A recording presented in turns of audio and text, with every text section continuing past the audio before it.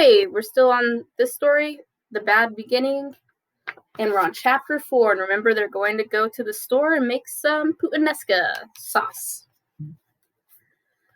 The Baudelaire orphans copied the puttanesca recipe from the cookbook onto a piece of scrap paper, and Justice Strauss was kind enough to escort them to the market to buy the necessary ingredients. Count Olaf had not left them very much money, but the children were able to buy everything they needed.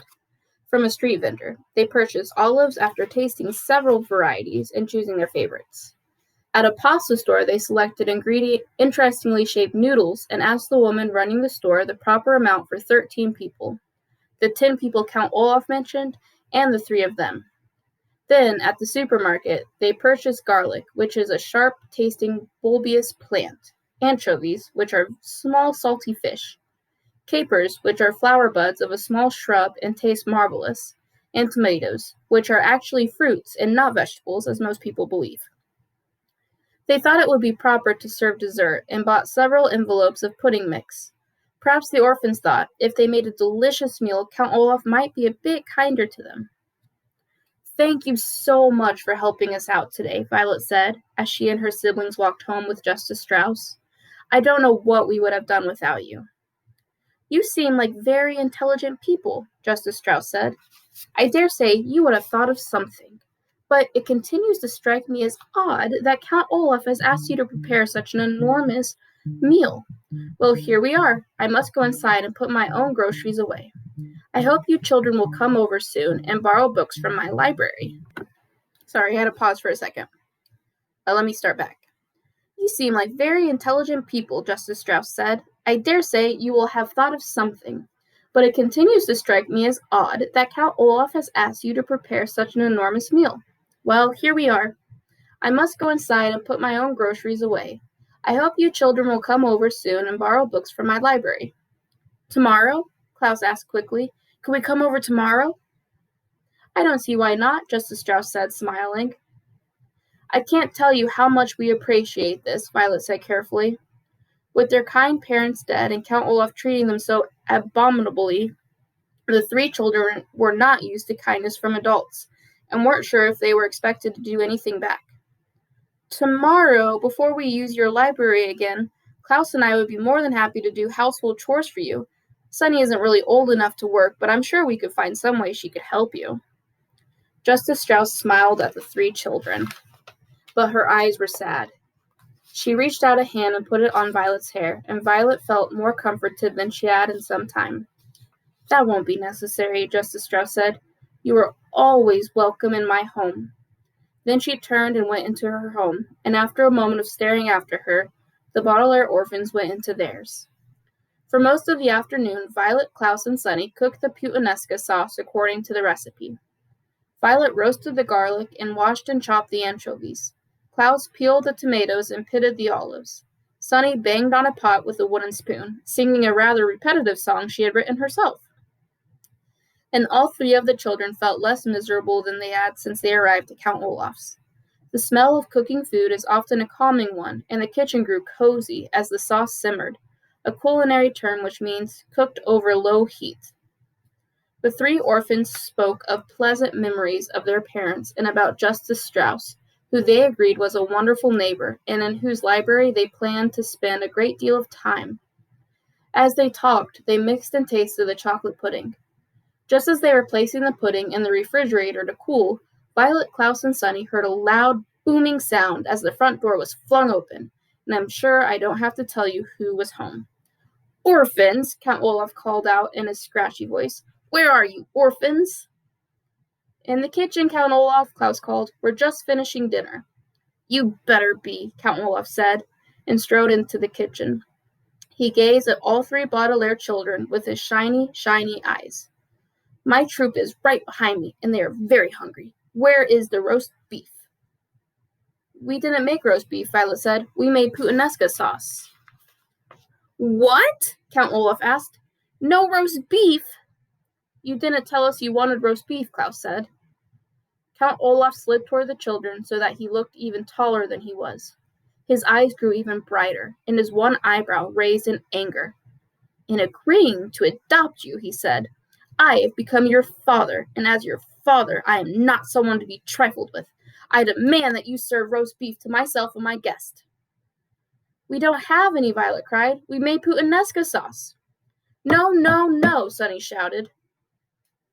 Count Olaf looked down at Sunny, who had spoken so suddenly. With an inhuman roar, he picked her up in one scraggly hand and raised her so she was staring at him in the eye. Needless to say, Sunny was very frightened and began crying immediately, too scared to even try to bite the hand that held her. "Put her down immediately, you beast!" Klaus shouted. He jumped up, trying to rescue Sunny from the grasp of the Count, but he was holding her too high to reach. Count Olaf looked down at Klaus and smiled a terrible, toothy grin. Raising the wailing Sunny up even higher in the air, he seemed about to drop her to the floor when there was a large burst of laughter in the next room. "Olaf! Where's Olaf?" voices called out. Count Olaf paused, still holding the wailing Sunny up in the air, as members of his theater troupe walked into the kitchen. Soon they were crowding the room, an assortment of strange-looking characters of all shapes and sizes. There was a bald man with a very long nose, dressed in a long black robe. There were two women who had bright white powder all over their faces, making them look like ghosts. Behind the woman was a man with very long and skinny arms, at the end of which were two hooks instead of hands. There was a person who was extremely fat, and who looked like neither a man nor a woman. And behind this person, standing in the doorway, were an assortment of people the children could not see, but who promised to be just as frightening. "Here you are, Olaf," said one of the white-faced women. "What in the world are you doing?" "I'm just disciplining these orphans," Count Olaf said. "I asked them to make dinner, and all they have made is some disgusting sauce." "You can't go easy on children," the man with the hook hand said. "They must be taught to obey their elders." The tall, bald man peered at the youngsters. "Are these," he said to Count Olaf, "those wealthy children you were telling me about?" "Yes," Count Olaf said. "They are so awful I can scarcely stand to touch them." With that, he lowered Sunny, who was still wailing, to the floor. Violet and Klaus breathed a sigh of relief that he had not dropped her from that great height. "I don't blame you," said someone in the doorway. Count Olaf rubbed his hands together, as if he had been holding something revolting instead of an infant. "Well, enough talk," he said. "I suppose we will eat their dinner, even though it is all wrong. Everyone follow me to the dining room. I will pour some wine. Perhaps by the time these brats serve us, we will be too drunk to care if it's roast beef or not." "Hurrah!" cried several members of the troupe, and they marched through the kitchen, following Count Olaf into the dining room. Nobody paid a bit of attention to the children, except for the bald man, who stopped and stared Violet in the eye. "You're a pretty one," he said, taking her face in his rough hands. "If I were you, I would try not to anger Count Olaf, or he might wreck that pretty little face of yours." Violet shuddered, and the bald man gave a high-pitched giggle and left the room. The Baudelaire children, alone in the kitchen, found themselves breathing heavily, as if they had just run a long distance. Sunny continued to wail, and Klaus found that his eyes were wet with tears as well. Only Violet didn't cry, but merely trembled with fear and revulsion, a word which here means an unpleasant mixture of horror and disgust. For several moments, none of them could speak. "This is terrible, terrible," Klaus said finally. "Violet, what can we do?" "I don't know," she said. "I'm afraid." "Me too," Klaus said. "Hucks," Sunny said as she stopped crying. "Let's have some dinner," someone shouted from the dining room, and the theater troupe began pounding on the table in strict rhythm, which is an exceedingly rude thing to do. "We better serve them the pastanesca," Klaus said, "or who knows what Count Olaf will do to us." Violet thought of what the bald man had said about wrecking her face and nodded. The two of them looked at the pot of bubbling sauce, which had seemed so cozy while they were making it, and now looked like a vat of blood. Then, leaving Sunny behind in the kitchen, they walked into the dining room, Klaus carrying a bowl of the interestingly shaped noodles, and Violet carrying the pot of puttanesca sauce, and a large ladle with which to serve it.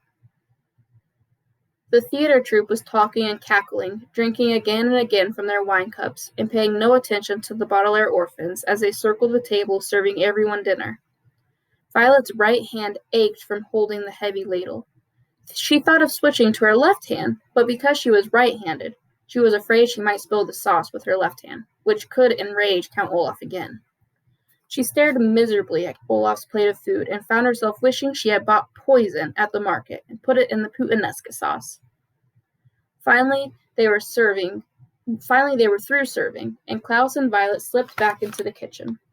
They listened to the wild, rough laughter of Count Olaf and his theater troupe, and they picked at their own portions of food, too miserable to eat. Before long, Olaf's friends were pounding on the table in strict rhythm again, and the orphans went out to the dining room to clear the table and then again to serve the chocolate pudding. By now, it was obvious that Count Olaf and his associates had drunk a great deal of wine, and they slouched at the table and spoke much less. Finally, they roused themselves and trooped back through the kitchen, scarcely glancing at the children on their way out of the house. Count Olaf looked around the room, which was filled with dirty dishes. "Because you haven't cleaned up yet," he said to the orphans, "I suppose you can be excused from attending tonight's performance, but after cleaning up you are to go straight to your beds." Klaus had been glaring at the floor, trying to hide how upset he was, but at this he could not remain silent. "You mean our bed," he shouted. "You have only provided us with one bed." Members of the theater troupe stopped in their tracks at this outburst and glanced from Klaus to Count Olaf to see what would happen next. Count Olaf raised his one eyebrow, and his eyes shone bright, but he spoke calmly. "If you would like another bed," he said, "tomorrow you may go into town and purchase one." "You know perfectly well we haven't any money," Klaus said. "Of course you do," Count Olaf said, and his voice began to get a little louder. "You are the inheritors of an enormous fortune." That means they got the money from their parents when they died. "That money," Klaus said, remembering what Mr. Poe said, "is not to be used until Violet is of age. That means they can't use the money until Violet is 18 years old, till she's a grown-up." Count Olaf's face grew very red. For a moment, he said nothing. Then, in one sudden movement, he reached down and struck Klaus across the face. Klaus fell to the floor, his face inches from the eye tattoo on Olaf's ankle. His glasses leapt from his face and skittered into a corner. His left cheek, where Olaf had struck him, felt as if it were on fire. The theater troupe laughed, and a few of them applauded, as if Count Olaf had done something very brave instead of something despicable. "Come on, friends," Count Olaf said to his comrades. "We'll be late for our own performance." "If I know you, Olaf," said the man with the hook hands, "you'll figure out a way to get at that Baudelaire money." "We'll see," Count Olaf said, but his eyes were shining bright, as if he already had an idea. There was another loud boom as the front door shut behind Count Olaf and his terrible friends, and the Baudelaire children were alone in the kitchen. Violet knelt at Klaus's side, giving him a hug to try to make him feel better. Sonny crawled over to his glasses, picked them up, and brought them to him. Klaus began to sob, not so much from the pain, but from rage at the terrible situation they were in. Violet and Sonny cried with him, and they continued weeping as they washed the dishes, and as they blew out the candles in the dining room, and as they changed out of their clothes and lay down to go to sleep. Klaus in the bed, Violet on the floor, Sonny on her little cushion of curtains. The moonlight shone through the window, and if anyone had looked into the Baudelaire orphan's bedroom, they would have seen 3 children crying quietly all night long.